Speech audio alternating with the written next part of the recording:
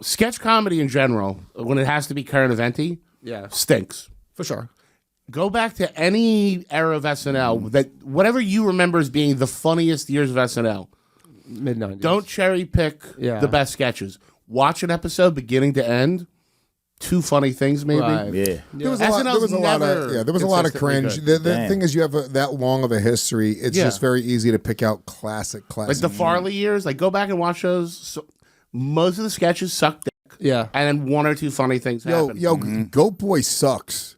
Goat Boy wasn't funny. Yeah, that wasn't funny. It wasn't Goat funny. Boy wasn't it was funny. just like him doing a fucking dumb thing. Like, I understand how you like your friends in middle school. I mean, I was 10, so I probably did. But probably now you're like, I didn't think that shit was funny when I was 10. I used to watch Mad TV at 11, and then at 11:30 I would cut on SNL. And if it was like a guest that I wanted to see, I would watch that. If not, I would go back to Mad TV. Yeah, back in the day, it would be the musical guests would draw me into SNL. So like, System of a Down played. Yeah, with Johnny Knoxville as the host. Yeah, so I watched that, like, and that was because I was so into System of a Down. Like, by the time I got to high school, I was so into music, and music was such a big part of my identity that it's like that would get me to go. But like, honestly, I was already watching really funny shit, and I was into dark shit. I wasn't into like some herb ass fucking like corny sketch shit. Dude, I was into fucking like the shit that got me going as a kid was like dark, fucked up comedy. Like I was really into like, you know, Def Comedy Jam,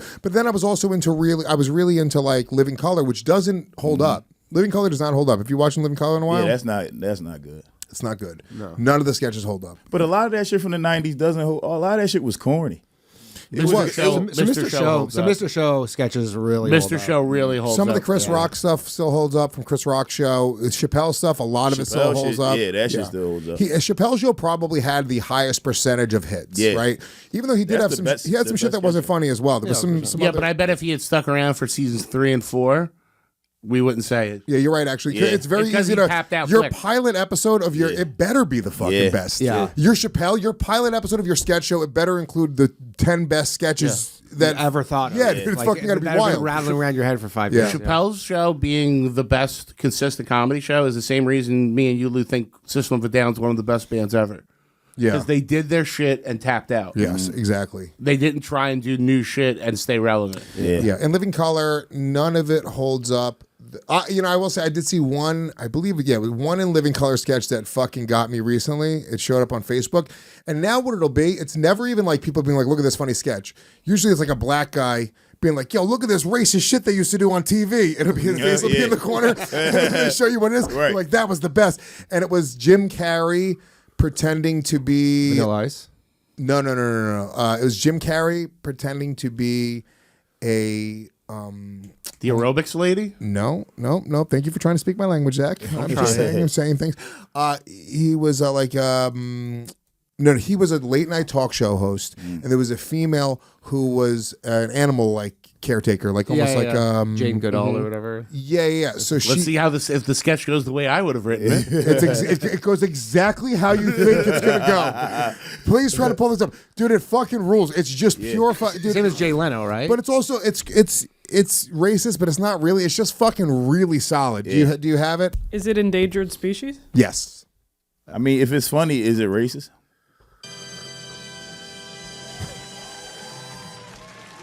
Welcome back. I'm Alan Thicke, sitting in for Johnny Carson. Because everyone knows at this point another Carson impression would be totally passé.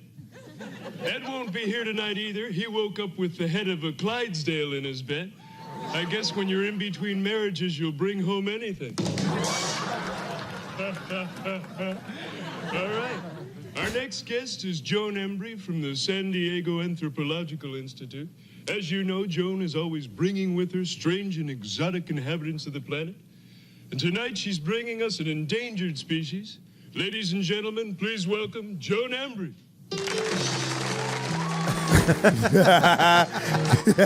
He's also dressed like Na'im. Right, yo. I got that same exact shit. I got that same lay. The bucket hat and all. Yeah. He's beautiful. Yes, he is. This is Calvin. He's a homeboy sapien africanus, or B-boy, as they're known in the neighborhood. Is he able to walk? Oh, yes, he walks, but you see, these are new sneakers and they don't like to crease them. And what is he doing now? This is what they call chillin', Alan. Yeah, bro. Well, it is kind of cold in the studio today. Oh, no, not that kind of chillin'. He's just relaxing and getting used to his environment. I see. Yo, just because you live in lodge with crazy bank and stupid wheels and I'm butt naked don't give you the right to dish. You know what I'm saying? Tell him. Well, theirs is a rapidly changing language, Alan. There's new terminology almost daily. But as of last Friday, This is what great. he said It's to the you best. was, just because you're rich and he's poor doesn't give you the right to disrespect him. Oh, boy. I wouldn't say that around him, Alan. It tends to agitate him. You got it. Yo, Calvin, great. Wait, actually, I'll play it again because she's speaking Ebonics to him. Wouldn't say that around him, Alan. It tends to agitate him. Yo, Calvin, man, cool out. The dude's just bugging. Yeah, yo. It's great. That is great. It's fucking That's legit. great. It's legit, Yeah. really funny. That one holds up. I mean, that's the thing that holds up from those eras is like the shit that that woke people would go after now. Mm-hmm. You're like, oh shit, that's actually like legit, just funny. When That's you also evergreen, though. That's not political. That's not like Ross Perot or anybody that would date the sketch. yeah, Yeah, That's true. True. yeah. Even though it's Alan Thicke, like that doesn't really matter. It doesn't Yeah, matter. true. It was just done. It was just done really well. But yeah, but I've seen other in Living Color where it's just not good. Yeah. The Homie Don't Play That does Yeah, not that was hold up. ass. Yeah. not hold What is up. it? The Handyman? Remember, where he's the disabled fucking. Handyman that is- so crazy. It's crazy. Like literally, it's just and then they made a like movie out of it too. Oh, that's right. They did have a Handyman movie. We were just so fucking funny in the 90s. We just ruled. Remember? Yeah. The whole character was like, he was doing that impression yeah, that we all did. That was like, imagine you did a fucking reel like today, which by the way, every voice actor and comedian in the 80s and 90s, there's a self-tape of them doing like their highlights, and they have a fucking racist black guy, racist Chinese, retarded person. Literally everybody. I wish we had access to like talent agency shits, because there's tapes on fucking every single. I want to see that shit. Oh, I guarantee it, dude. Yeah.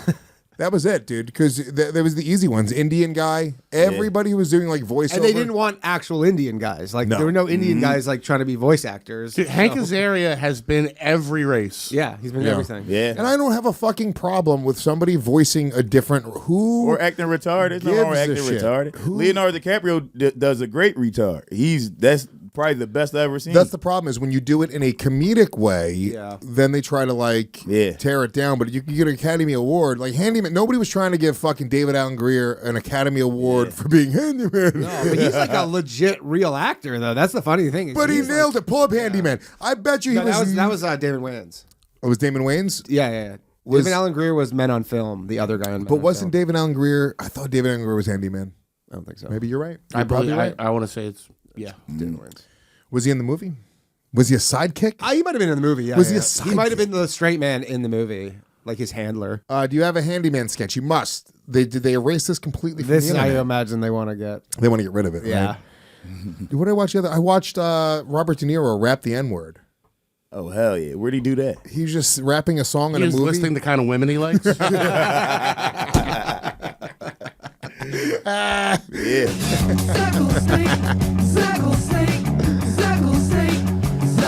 Talking about old SNLs, there's a De Niro SNL where he plays Thomas Jefferson, and at no point do they reference why that's funny, but it's such a fun, winky thing. That's fucking hilarious. Do you have any of these things? Is that this I've seen SN? pulled up? Is the SNL? It's not Jesus SNL, Christ. it's Is this Living Handyman? Is this what you're talking about? Yeah. Yes. So it's him talking about it. Now, you know what I've always wanted to ask you? In this day and age, everything is so political. Let's see what he says about it. Politically correct. Did you ever get any type of backlash from characters like Handyman, where people were like, "Oh, it's wrong"? Only from people who weren't crippled. It's true. All right, pause it. So that's the other side of it as well. Like, look, that's actually a great point because, you know, it relates to Shane and his SNL sketch and his opening, right? Where he's doing jokes about mentally handicapped people. It's like, it's literally inclusive. And I mean this, it's not a fucking backwards and ass backwards excuse. it's inclusive. It is. Imagine you were sitting around and they just and there's that great sketch with Key and Peele where he's making fun of everybody in the comedy club. Oh yeah, and the burn victim is there. And he's like, "What about me?" And he's like, "Make fun of me. I can take it." It's such a brilliant sketch, right? Yeah. But it's just when you're creating, especially like edgier comedy, where you're making fun of others. First of all, the simple rule is you're self-deprecating. You make fun of yourself. Yeah. Right. And then lend you the opportunity to make fun of everybody else. And most comics, there's no comics that are just making fun. No good comic is making fun of one group of people. There's no right-wing guys being like, we're just going to make fun of brown people and people that... It's just not the case, right? It's just not funny. It has to be somewhat relatable. So it's extremely inclusive to be making these jokes and incorporating that. And yes, you're making fun of that, but that's what comedy is. And that's what making fun of something is. You're making fun of... what's either wrong with it or the deviation, whatever it is. It's making fun. It's literally making fun. You're looking at a fucked up situation or some weird shit or just an observation, and you like, I'm gonna make this thing fun. We gonna laugh about this together in the exact fucking moment. Yeah. So yeah, I agree with that. But we just gotta do it though. We just gotta start making fun of everybody. I already kind of do it. Yeah. Oh, so do I. So do you. Yeah. So everybody on Twitter was like, everybody, we could say retard again. And I was like, I didn't. Who stopped? Yeah. Retard. What was that? Like, dude, Twitter was all like a million guys being like, sick, we're so back, we could say retard again. I did not stop.